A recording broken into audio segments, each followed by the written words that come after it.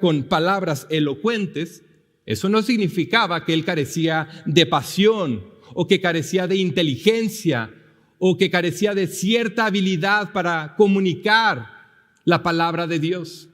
Después de todo, Pablo le dijo a Timoteo: procura con diligencia presentarte a Dios aprobado, como un obrero que no tiene de qué avergonzarse, que maneja con precisión la palabra de verdad. Todo aquel que predica la revelación de Dios tiene que conocer y tiene que exponer con precisión la verdad de Dios. Por ejemplo, si tú eres un policía, tu puntería no puede ser promedio. Tu puntería tiene que ser exacta, tiene que ser precisa, si no vas a matar a la persona incorrecta. De la misma manera, todo aquel que trae la palabra de Dios al pueblo de Dios debe de saber manejar la palabra de Dios con precisión. Así que cuando Pablo decía que él no usaba palabras elocuentes al exponer la palabra de Dios, lo que él le estaba comunicando es que él no hacía uso de la sabiduría del mundo para exponer las Escrituras. En el griego, Pablo usó la oración Sofía Lego, que se puede traducir en castellano como palabras o pensamientos de sabiduría humana. Pablo no estaba en contra de una buena presentación de la palabra. Él estaba en contra de añadirle a la palabra la sabiduría del mundo con el objetivo de hacer de la cruz de Cristo algo atractivo a la cultura del momento. Si nos preguntamos, ¿por qué la palabra de Dios no necesita la sabiduría humana? Bueno, Pablo responde en el verso 18. Pablo dice que él no le añade al evangelio la sabiduría del mundo, verso 18, porque la palabra de la cruz es necedad para los que se pierden, pero para nosotros los salvos es poder de Dios. El verso 18 es un contraste del verso 17, porque el verso 17, Pablo está hablando de las palabras elocuentes de la sabiduría humana, y en el verso 18 él está hablando de la palabra de la cruz. Los corintios querían añadirle a la palabra de la cruz la sabiduría del mundo, precisamente porque el mundo estaba despreciando la palabra de la cruz. Así que la solución a la que esta iglesia llegó fue: ¿por qué no usamos la sabiduría del mundo para que no aborrezcan la cruz de Cristo? ¿Por qué no la hacemos atractiva para ellos y de esa manera ellos la puedan abrazar así como nosotros? El mundo clasifica la sociedad por el color de piel, género, clase económica y otras categorías, pero el evangelio es mucho más simple. Divide a la raza humana entre los perdidos y los salvos. Y lo que determina en cuál de estas categorías te encuentras es cómo respondes tú a esta palabra de la cruz. Los corintios, por ejemplo, antes formaban parte de los perdidos. Si me pueden acompañar ahí mismo en la primera carta a los Corintios, al capítulo 6. Avanzamos al capítulo 6 y concentramos nuestra mirada en el verso 9 y 10.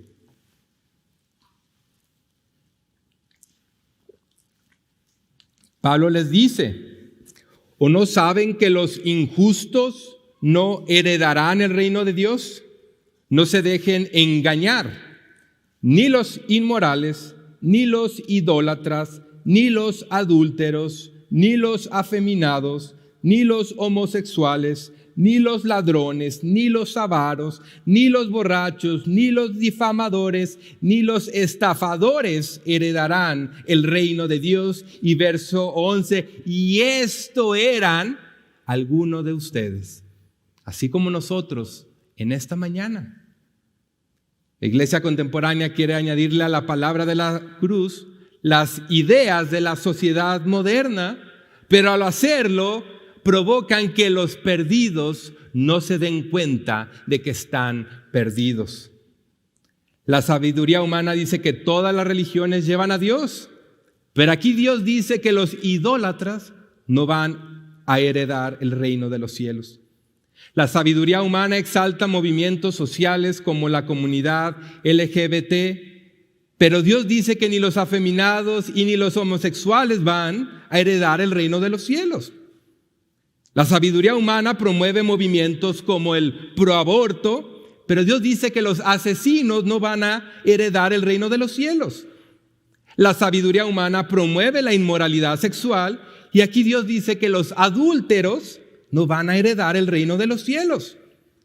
La sabiduría humana exalta la avaricia y toda clase de maldad, pero aquí Dios dice que ni los avaros, ni los borrachos y ni los estafadores van a heredar el reino de los cielos. La sabiduría humana no tiene nada que aportar a la palabra de Dios, porque es la palabra de la cruz la que advierte con su gracia, pero al mismo tiempo es la que condena con justicia a los perdidos. La Constitución de los Estados Unidos, en la enmienda 14, en la sección 1, dice que todo aquel que nace en territorio americano tiene el derecho de ser un ciudadano de los Estados Unidos. No importa tu raza, no importa tu etnia, tampoco importa la nacionalidad de tus padres. Pero muchos creen que el reino de los cielos funciona de la misma manera. Creen que al nacer también tienen el derecho natural de ser ciudadanos del reino de Dios.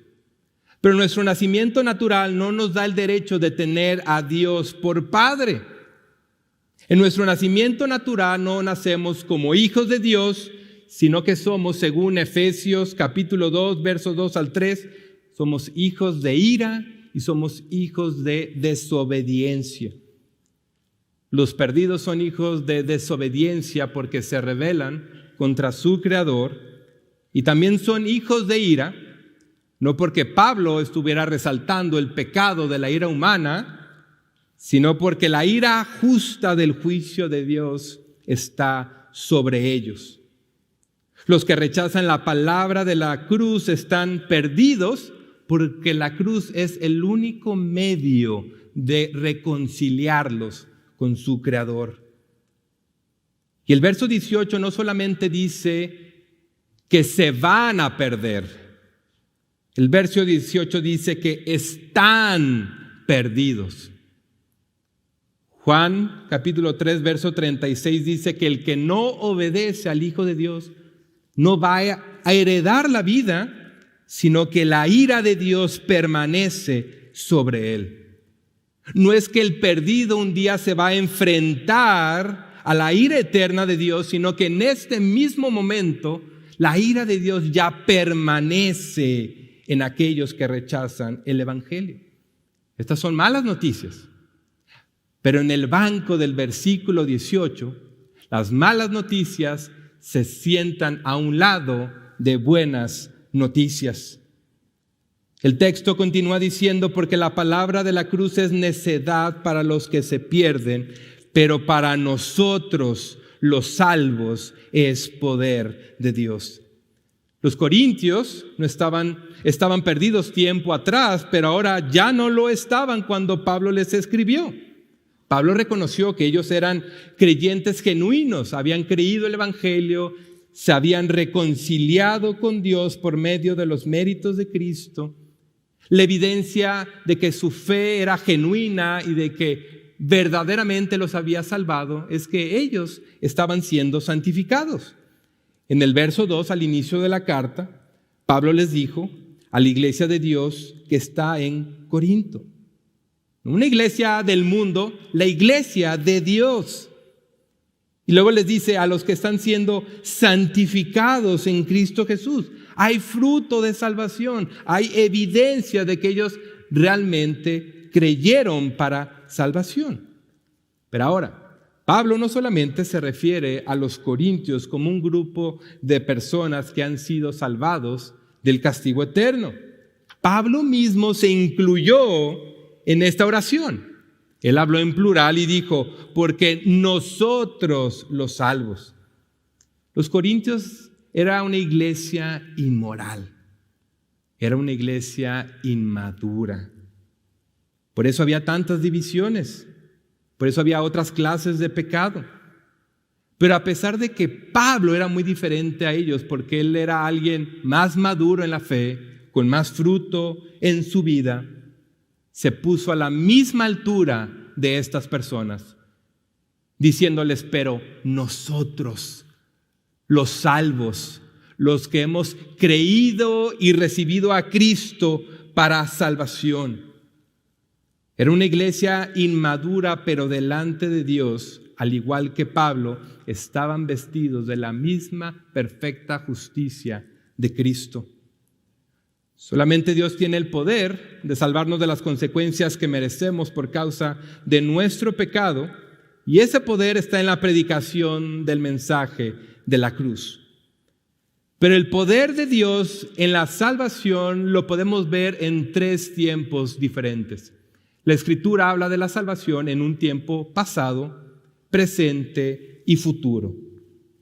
Cuando la Biblia nos habla de la salvación como un evento pasado, está hablando obviamente del evento de la cruz que sucedió hace más de 2000 años. Este fue un evento del pasado, pero esta muerte que ocurrió en el pasado sigue teniendo efectos en el presente. Por el otro lado, la salvación también es un evento pasado para aquellos que ya creemos el día de hoy. Nuestra fe tal vez inició días atrás o años atrás. Por eso la Biblia a veces habla de la salvación como tiempo pasado. Un ejemplo es la carta de Tito, capítulo 3, verso 5, que dice: Él nos salvó, hablando en pasado, no por las obras de justicia que nosotros hubiéramos hecho, sino conforme a su misericordia. Luego, la Biblia también habla de la salvación como algo presente, como algo que está ocurriendo en este preciso momento. No solamente fuimos salvados, sino que estamos siendo salvados. Cuando Pablo habla de la salvación aquí en el verso 18, él está hablando de la salvación en tiempo presente. Cuando tú y yo confiamos y seguimos a Cristo, Dios nos justifica. Esto quiere decir que Dios nos declara justos delante de Él. No por algo que tú y yo podamos hacer, porque no hay nada que tú y yo podamos hacer para nuestra salvación. Lo único que tú y yo podemos aportar a nuestra salvación, ¿sabes qué es? El pecado que la hizo necesaria. Eso es lo único que tú y yo podemos aportar. Así que Dios nos declara justos no por nuestros méritos, sino por los méritos de su Hijo Jesús. Pero algo importante que debemos de entender es que la justificación solo por la fe es una justicia por declaración legal. Es decir, no es una justicia interna en nuestro corazón. Imagina por un momento a un criminal delante de un juez. Supongamos que este hombre es culpable y por alguna razón el juez lo declara no solamente inocente, lo declara justo ante la ley. Al irse este criminal, tal vez va a tener un papel que dice que él es justo ante la ley, pero él en su corazón sigue siendo el mismo criminal. Es por eso que la salvación también tiene un tiempo presente. Dios nos dice, en el papel ya dice que eres perfectamente justo por los méritos de mi Hijo, pero ahora voy a hacer que esta declaración legal sea una realidad en tu corazón. Y esto es a lo que la Biblia se refiere cuando habla de la salvación en tiempo presente. O a veces usa otra palabra, que es la palabra santificación. La santificación es la obra interna del Espíritu en la que nos va transformando a la imagen de nuestro Señor Jesucristo. Por eso, si quieres saber si realmente fuiste salvado en el pasado, tienes que preguntarte si puedes percibir en tu vida esta salvación presente, esta obra progresiva de santificación. Y por último, la Biblia habla de la salvación en tiempo futuro. Un ejemplo le encontramos en Romanos 5:9 que dice: entonces mucho más, habiendo sido ahora justificados por su sangre, seremos salvos de la ira de Dios por medio de él. Cuando la Biblia habla de nuestra salvación en tiempo futuro, se refiere al día en que Dios va a completar su obra de santificación en nosotros. Durante esta vida, esa obra es progresiva. Vamos creciendo en santificación poco a poco, pero al morir, Dios va a completar esta obra y nos va a hacer personas sin pecado. Nos va a hacer perfectamente semejantes al Hijo de Dios. El cristiano no se quiere morir, pero no hay nada más glorioso. No se quiere morir, pero quiere ver a Dios. Pero la única manera de ver a Dios es muriendo. Y eso es algo bueno porque en nuestra muerte Él nos va a santificar por completo. A veces la Biblia, para la salvación futura, usa la palabra glorificación. Cuando seamos glorificados, seremos semejantes a Él.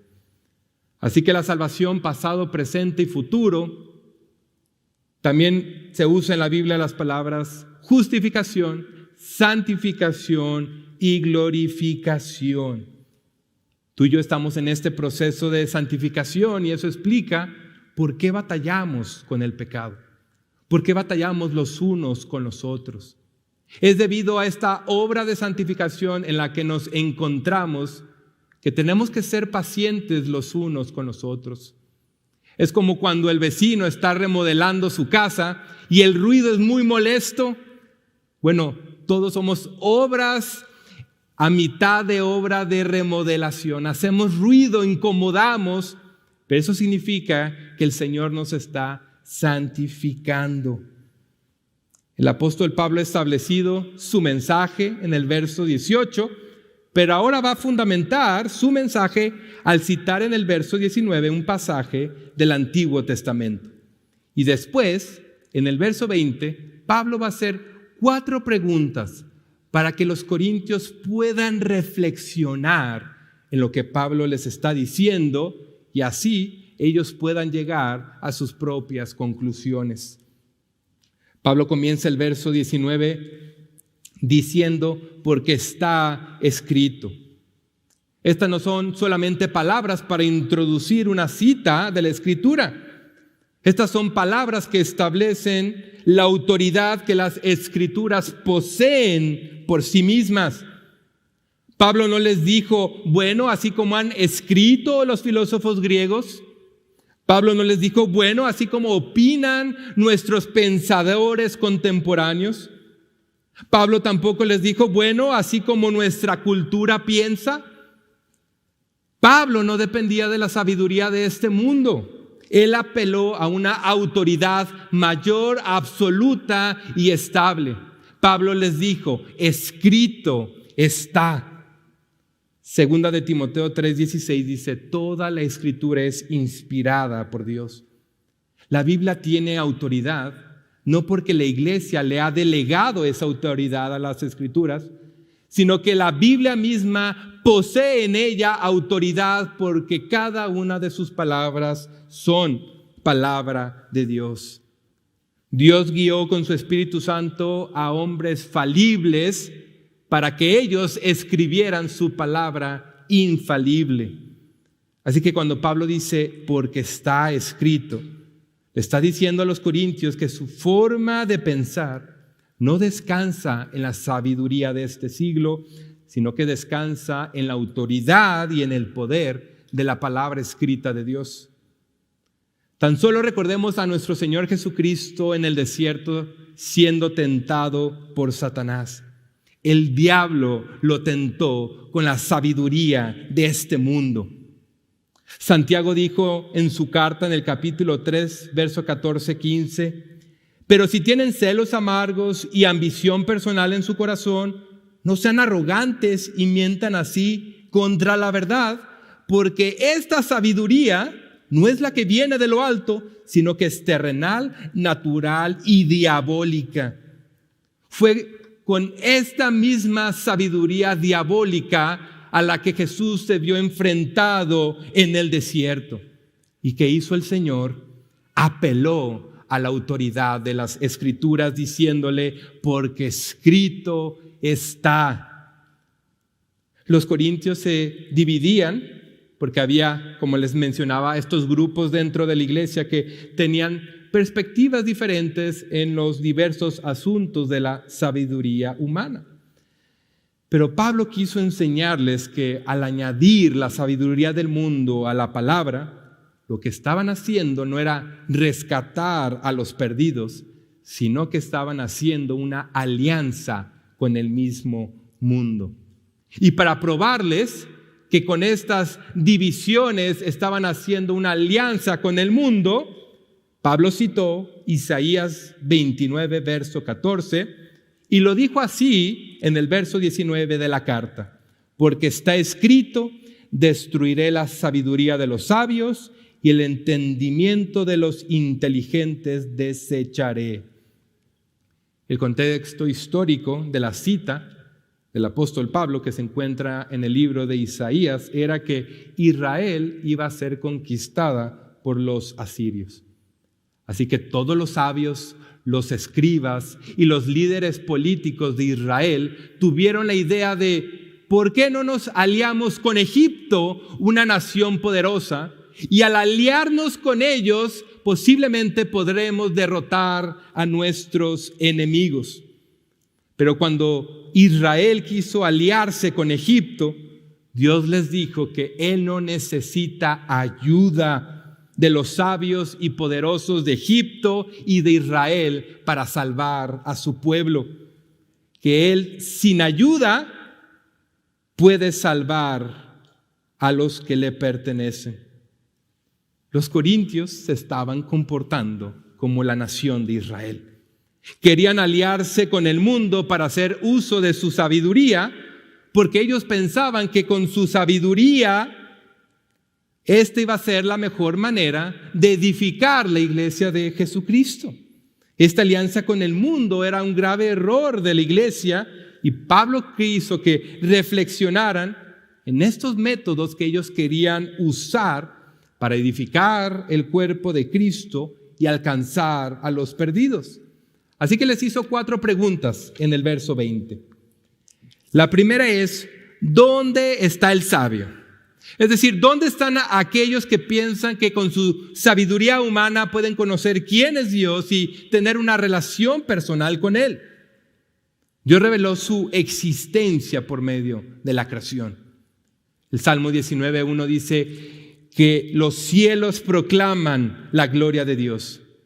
Pero a pesar de que la creación hace que la existencia de Dios sea autoevidente, sea algo obvio, aún así los hombres en su sabiduría, aunque han llegado a afirmar la existencia de un creador, con esa sabiduría no han podido conocer quién es el creador, quién es el Dios verdadero. Por eso Pablo en Romanos 1, 21, 25 dijo, pues aunque conocían a Dios, no lo honraron como a Dios ni le dieron gracias, sino que se hicieron vanos en sus razonamientos y su necio corazón fue entenebrecido.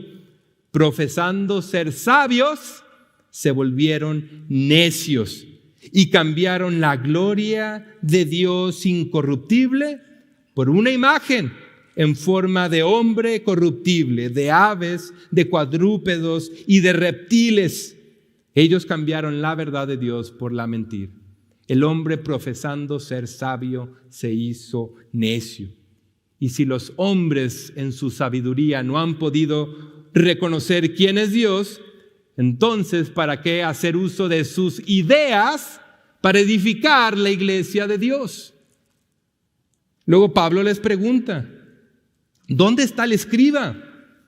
¿Dónde están aquellos que son expertos en las Escrituras y aún así no pudieron reconocer al Rey de Gloria, el Señor Jesucristo? Los fariseos rechazaron a Jesús como el Mesías, a pesar de que ellos se decían ser expertos en la ley. Y Jesús les dijo: ustedes examinan las Escrituras porque ustedes piensan que hay vida eterna en ella, y ¿saben algo? Ellas son las que dan testimonio de mí, mas sin embargo ustedes no quieren venir a mí para tener esa vida eterna. En otra ocasión, cuando Jesús resucitó al tercer día, había 2 discípulos caminando a una ciudad llamada Emaús. Jesús se les aparece en el camino. Estos discípulos no reconocen que era Jesús y van tristes en el camino y van discutiendo entre ellos diciendo: pero él debía de haber sido el Mesías. Teníamos la esperanza de que él era el rey que iba a redimir a Israel, que él iba a ser el rey que iba a salvar al mundo entero, pero lo mataron. Murió crucificado, fue sepultado. Y Jesús, en su gloria, resucitado, les dijo: ustedes, oh insensatos y tardos de corazón para creer todo lo que los profetas han dicho. ¿Acaso no era necesario que el Cristo padeciera todas estas cosas antes de entrar a su gloria? Y comenzando por Moisés, continuando por los profetas, les explicó lo referente a él en todas las Escrituras. Si los fariseos, si los escribas, si los expertos en la ley rechazaron la palabra de la cruz, siendo que la ley y toda la Escritura se trataba del Evangelio de Dios, entonces, ¿cómo confiar en ellos, corintios? Luego Pablo les pregunta: ¿dónde está el que sabe discutir en este siglo? ¿Dónde están los más listos a ver si ellos tienen algo inteligente que decir? Esta pregunta va dirigida a los filósofos tanto griegos como judíos. Ningún sistema filosófico puede ayudar a las personas a entender de dónde viene, qué hace aquí, a dónde va, cuál es su propósito, qué es bueno, qué es malo y todo el resto de las preguntas importantes. Uno de los pintores más famosos del siglo XX fue Paul Gauguin. Fue contemporáneo y amigo de otro famoso pintor, Vincent van Gogh. Y una de las obras más importantes de Gauguin se encuentra en el Museo de Bellas Artes de Boston, la pintura más grande que hizo. Y en esta pintura escribió en una de las esquinas 3 preguntas. Él no solía hacer eso. Esta fue la primera vez que hizo eso. Y estas fueron las preguntas: ¿de dónde venimos? ¿Quiénes somos? ¿Y a dónde vamos? Estas 3 preguntas incomodaron la mente de este artista, pero al final de su vida no encontró respuesta. La sabiduría de este mundo no las puede responder. La sabiduría de este mundo ni siquiera ya sabe distinguir entre un hombre y una mujer. ¿Cómo va a ser capaz de responder la pregunta: ¿quiénes somos? La sabiduría de este mundo inventa géneros y pronombres porque tienen problemas de identidad. ¿Cómo es que ellos van a responder la pregunta: ¿quiénes somos? La sabiduría de este mundo, a pesar de toda la evidencia que señala la existencia de un creador, ellos lo niegan. ¿Cómo vamos a esperar que ellos respondan la pregunta: ¿a dónde vamos? No tenía sentido alguno que los corintios se dividieran por asuntos de la sabiduría de este mundo. Ellos debían de estar unidos en la doctrina revelada en las páginas de las Escrituras, porque solamente Dios en su palabra responde las preguntas más importantes de la humanidad. Y por último, Pablo les preguntó: ¿no ha hecho Dios que la sabiduría de este mundo sea necedad? No es que solamente Dios haga la sabiduría de este mundo una apariencia de necedad. No, Dios hizo la sabiduría de este mundo necedad. Y luego en el verso 21 extiende la idea de esta pregunta y les dice, el mundo con su sabiduría no puede conocer a Dios. ¿Saben por qué? Porque Dios mismo determinó en su sabiduría que así fueran las cosas. Dios en su sabiduría determinó que el mundo con su sabiduría no puedan conocerlo a Él. En otras palabras, Corintios, porque vamos a confiar en la sabiduría humana para conocer a Dios si Dios ha hecho de la sabiduría humana algo insensato. Esto me recuerda a una de las historias de la famosa novela de Sherlock Holmes. Y en este cuento, Sherlock Holmes y su fiel compañero, el doctor Watson, se fueron a un bosque para tener un día de campo. Y cuando se hizo de noche, construyeron la casa de campaña, entraron en ella y se fueron a dormir. Después de unas horas, Sherlock Holmes se despierta y golpea con su codo al doctor Watson y le dice, doctor Watson, mira hacia arriba y dime, ¿qué es lo que ves? Watson le contestó, pues bueno, veo millones y millones de estrellas. Sherlock le dijo, ¿y qué deduces en cuanto a eso? Bueno, el hecho de que pueda haber millones de estrellas indica que potencialmente hay billones de planetas. Astrológicamente hablando, bueno, me indica que Saturno está cerca de Leo. Cronológicamente deduzco que son como las 3 de la mañana con 15 minutos. Meteorológicamente intuyo que mañana va a ser un día soleado y hermoso.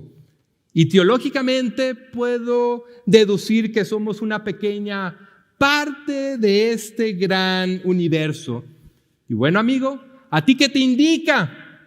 Y tras un corto silencio, Sherlock ve a su amigo y le dice, Watson, idiota, nos robaron la casa de campaña. Bueno, muchos ateos tratan de usar un lenguaje muy elocuente, pero por más inteligentes que puedan sonar, al igual que el doctor Watson, sus palabras carecen de significado real.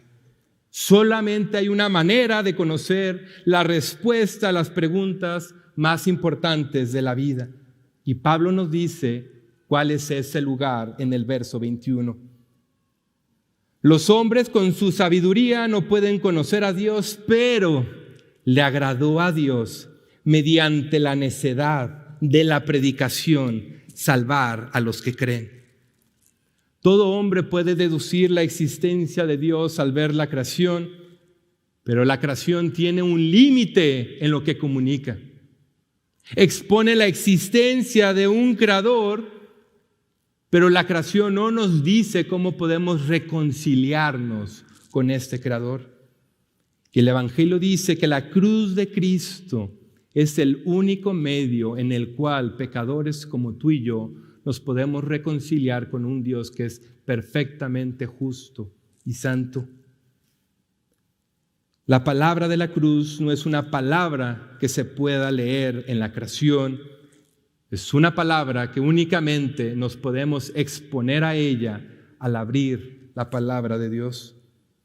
La sabiduría humana considera la predicación de la palabra como una necedad, como una tontería. Pero Dios en su sabiduría determinó usar algo que el mundo considera como tonto para darse a conocer al mundo. El mundo quiere otros medios para poder conocer a Dios. Y ahora Pablo en el verso 22 nos dice, ¿cuáles son algunos de esos medios que el mundo espera usar para conocer a Dios? Él dice, bueno, los judíos piden señales y los griegos o los gentiles o el resto del mundo piden sabiduría. Pero Dios dice que su señal es la cruz de Cristo. Y Dios dice que su sabiduría es la cruz de Cristo. Y Él da a conocer esta cruz a través de la necedad de la predicación. El mundo considera esto como algo estúpido. Pero Dios dice, en esa necedad, que el mundo lo ve así, yo me doy a conocer. Los judíos constantemente le pedían a Jesús algún tipo de señal que confirmara que Él verdaderamente era el Mesías. El problema era que los judíos tuvieron el privilegio de tener las Escrituras, y si tan solamente hubieran creído en ellas, hubieran reconocido que Jesús era aquel rey que ellos estaban anticipando. Y además de eso, Jesús se hizo señales y se hizo milagros. De hecho, en una ocasión, Jesús multiplica los panes y los peces y alimenta a toda una multitud. Y después de eso, ¿sabes qué hicieron los judíos? ¿Nos puedes mostrar una señal a ver si podemos creer en ti? En la resurrección, su tumba fue resguardada por un ejército romano. Y sin embargo, al tercer día, la tumba estaba vacía. La evidencia estaba delante de ellos. La señal y el milagro estaba delante de ellos. ¿Y creyeron? No, porque Dios nos salva a través de señales y milagros. Él salva a través de la predicación de la palabra de la cruz. Así que lo que tú necesitas no es un milagro para creer. Lo que tú no necesitas es una señal del cielo para creer en Él. Lo que tú necesitas es la obra del Espíritu Santo obrando en tu corazón al escuchar la palabra de la cruz. Y por el otro lado, los gentiles pedían un mensaje lleno de sabiduría. Para ellos hablar de Dios encarnado, muriendo crucificado, un hombre de Galilea, un vil carpintero es Dios encarnado. Y luego el final de la historia me dices que murió crucificado. Esto es algo tonto. Los gentiles piden sabiduría. Pero aun si Pablo hubiera usado todo argumento filosófico e histórico para probar la autenticidad de la palabra de Dios y la resurrección corporal de Cristo, aun con toda esa sabiduría, aun con toda esa verdad absoluta, ellos habrían rechazado el Evangelio. Porque al igual que los que piden señales, los que piden sabiduría necesitan exactamente lo mismo. El Espíritu Santo obrando en su corazón al escuchar la palabra de la cruz. Por eso Pablo le dijo a los corintios, bueno, los judíos piden señales, los gentiles piden sabiduría, pero ¿saben qué vamos a hacer nosotros? Verso 23, nosotros predicamos a Cristo crucificado. Para los judíos esto es una piedra de tropiezo, porque ellos esperaban al Mesías para establecer su reino en la tierra. Y aunque eso habrá de ocurrir en un tiempo de la historia, eso no fue lo que sucedió en su primera venida. Pero ellos esperaban que viniera el gran rey de Israel, el gran hijo de David, el cumplimiento de los pactos de Dios. Sin embargo, muere crucificado. Y en lugar de destruir a los enemigos, son los enemigos los que matan al Hijo de Dios. Esto es locura para el judío, es una piedra de tropiezo.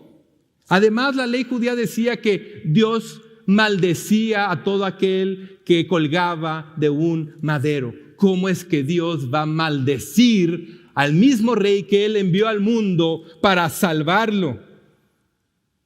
Los gentiles reaccionan con locura.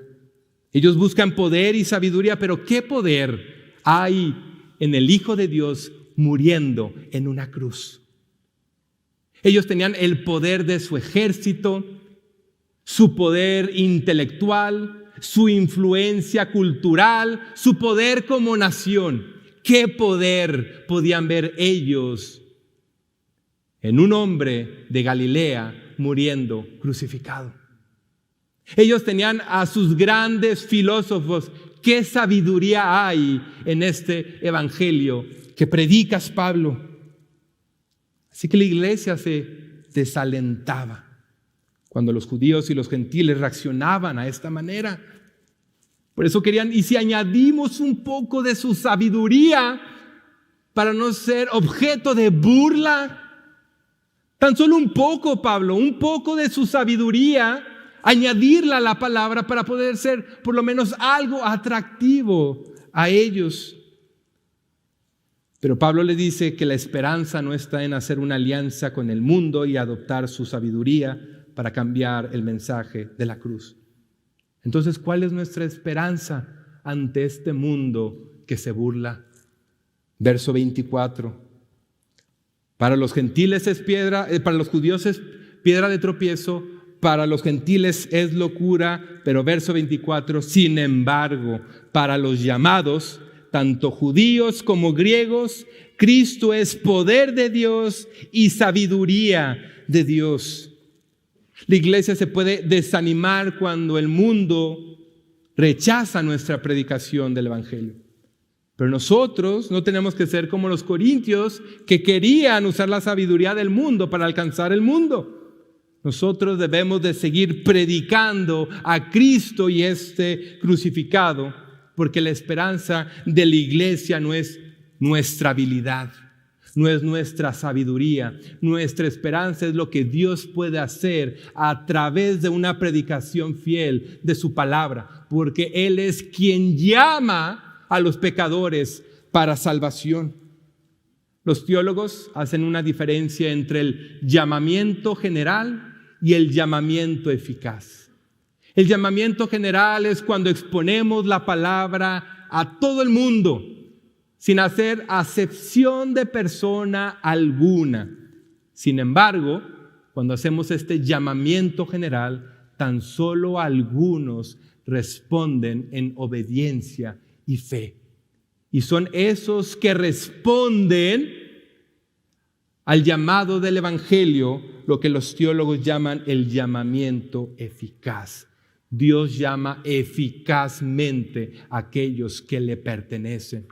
Así que no hay nada que temer ante este mundo que considera nuestra palabra de la cruz necedad o piedra de tropiezo o locura. Nuestra esperanza es que Dios siempre bendice su palabra, que Él antes de la fundación de este mundo escogió a aquellos que Él habría de salvar. Y es a esos hombres, mujeres, niños y ancianos a los cuales Él llama eficazmente por el poder de su Espíritu.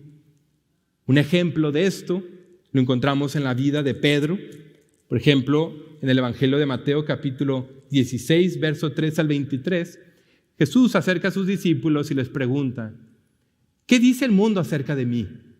¿Qué dicen acerca de quién soy yo? Y los discípulos empiezan a decir, bueno, algunos dicen que tú eres Juan el Bautista, otros dicen que tú eres Elías o que eres algún profeta que Dios envió al mundo. Bueno, eso es lo que dice el mundo acerca de mí. Pero ustedes, ¿qué dicen? ¿Quién soy yo? Y Pedro dijo, tú eres el Cristo. Tú eres el Mesías, tú eres el Hijo de Dios. ¿Y qué le dijo Jesús? Alguien sabio, alguien entendido, alguien inteligente que por fin me reconoce. No, Pedro, esto no te lo reveló persona alguna, no te lo reveló carne ni sangre. ¿Sabes por qué pudiste llegar a esa conclusión que es verdadera? Porque mi Padre que está en los cielos te lo reveló. Esto no fue una experiencia mística. Pedro ya tenía conocimiento de la Escritura. Tenía una evidencia empírica al caminar con Cristo, escucharlo, ver sus milagros. Pero el problema es que aun cuando tenemos la verdad delante de nosotros, aún así no la reconocemos. ¿Por qué? Porque no tenemos un problema intelectual, tenemos un problema moral. Nuestro problema es el pecado. Por eso, nuestra esperanza es lo que Dios puede hacer en nuestro corazón cuando nos exponemos a la verdad. Y eso fue lo que le ocurrió al apóstol Pedro. No es que fue alguien más sabio que los demás. Fue que, aún teniendo el conocimiento de la verdad, no la reconocía, pero cuando Dios obró en su corazón, pudo reconocer, tú eres el Cristo, el Hijo de Dios. Después de eso, verso 21 en adelante, Jesús por primera vez empezó a hablar de que Él iba a morir crucificado, que iba a ser entregado a los sacerdotes, a los escribas, a los líderes políticos, pero que iba a resucitar al tercer día. ¿Y saben qué hizo Pedro? Segundos atrás reconoció que Él era el Hijo de Dios, que toda autoridad le pertenece, que toda palabra que sale de su boca es verdad, pero a pesar de estas palabras que Jesús dijo, Pedro respondió: no, esto no es una buena idea.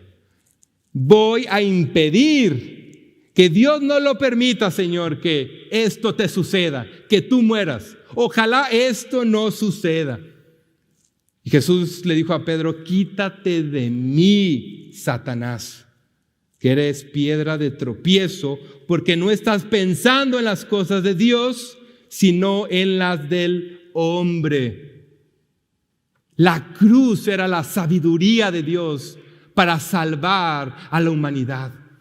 Así que Satanás, haciendo uso de Pedro, quiere impedir que Cristo muera. Es decir, la sabiduría de este mundo. Debe de haber otro medio, debe de haber otra mejor manera. Y es lo que hace la iglesia. ¿Acaso no habrá una mejor manera que no tenga que ser predicar la cruz de Cristo? Pero ante eso el Señor responde: apártate de mí, Satanás. Porque la cruz fue necesaria para salvación, y de igual manera la predicación de esa palabra es necesaria para salvación. Nuestra mente debe estar en las cosas de Dios y no en las de los hombres. Pero después de que Jesús murió y resucitó, Pedro entendió. Pedro entendió el propósito y él pudo escribir lo siguiente en una de sus cartas: Él mismo llevó nuestros pecados en su cuerpo sobre la cruz, a fin de que muramos al pecado y vivamos a la justicia, porque por sus heridas fueron ustedes sanados. Para los que son llamados eficazmente por Dios, creen el Evangelio. Para los que son llamados eficazmente, para ellos la cruz de Cristo no es piedra de tropiezo y no es locura, sino que es poder de Dios y sabiduría de Dios. Y donde vemos su sabiduría en la cruz, había un gran dilema. ¿Cómo va a convivir la justicia con la misericordia? Porque si eres justo, tienes que condenar el pecado. Pero si lo perdonas, ¿dónde está la justicia? Y por el otro lado, si quieres mostrar misericordia al pecador y perdonas su pecado, entonces ¿dónde está la justicia? Esto parecía un dilema imposible de resolver. La justicia y la misericordia no pueden convivir de manera completa, porque si conviven, la justicia tiene que ceder algo y la misericordia tiene que ceder algo. Pero ¿cómo van a convivir de manera perfecta y completa cada una de ellas? La cruz de Cristo, la sabiduría de Dios.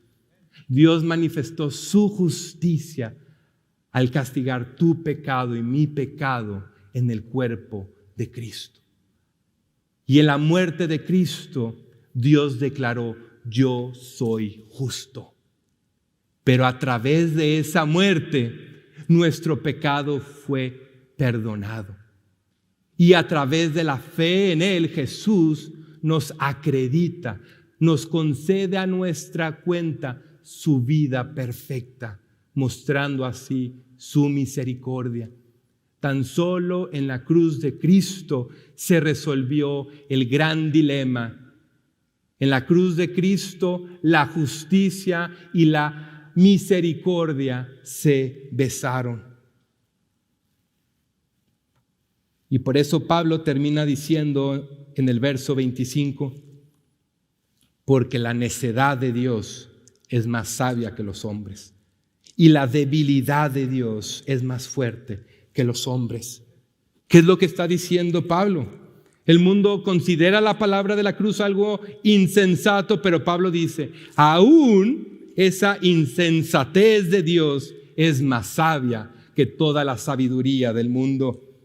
Los hombres consideran el mensaje de la cruz un mensaje de debilidad, pero esa debilidad de Dios es más fuerte que toda la fuerza del mundo entero.